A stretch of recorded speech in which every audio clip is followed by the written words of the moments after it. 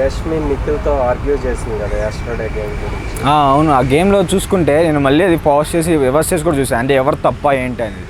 So అక్కడ చెప్తున్నాను అనమాట నిఖిల్, అరే చెప్తాడు బాగా కొట్టేస్తావు అని చెప్పేసి అలా ఒకటి నాకు స్టిక్ అంటే స్టిక్ పోయింది, అది ఒక్కటే మైనస్ దాంట్లో చూసుకుంటే.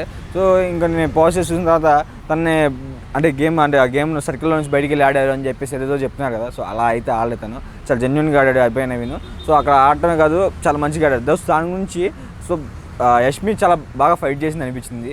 సో యష్మి గొంతు దెబ్బకి సోనియా కూడా దెబ్బకి మూసేసింది అనమాట, నోరు తెరవకుండా ఆపేసింది, ఏం మాట్లాడలేకపోయింది.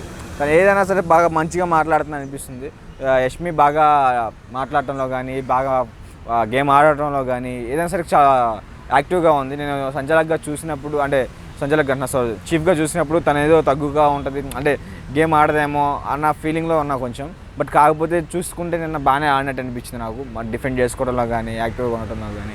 కాకపోతే చిన్న ఆడికి కూడా కొంచెం ఓవర్ రియాక్ట్ అవుతుంది అని అనిపించింది. సో అక్కడ కొంచెం తగ్గితే బాగుండు.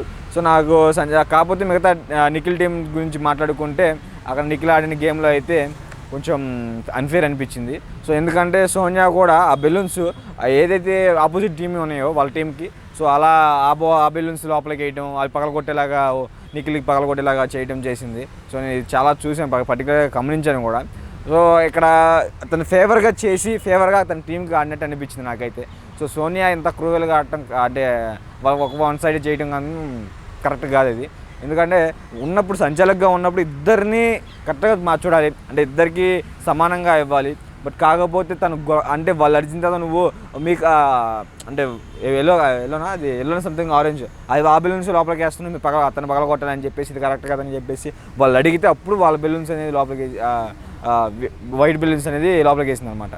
సో ఇలా దాని ఒకవైపే ఆడటం అయితే నాకైతే నచ్చలేదు. ఒకవైపు ఇది చేసేసి వాళ్ళకి ఫేవర్ చేసుకుని వాళ్ళ సైడే ఆడుకోవడం ఇది నాకు నచ్చలేదు. సంచాలకుగా పెట్టింది ఇద్దరు వైపు న్యాయం చేస్తారని చెప్పేసి. సో తనైతే అక్కడ సంచాలకుగా ఫెయిల్ అయిందని నాకు అనిపించింది. వేస్ట్గా తనని ఉంచడం అని అనిపించింది, ఎందుకంటే ఒకవైపే ఫేవర్ చేయడం కరెక్ట్గా సంచాలకుగా.